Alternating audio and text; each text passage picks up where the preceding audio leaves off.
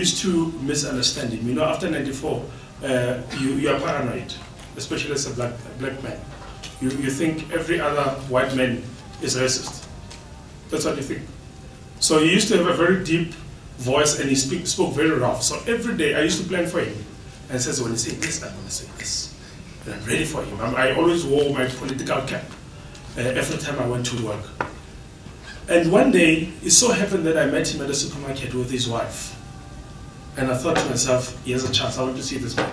If he behaves the same way, believe it or not, he spoke the same way in which he spoke to us every day for 5 days. And I realized that sometimes we are really paranoid about what is happening around us.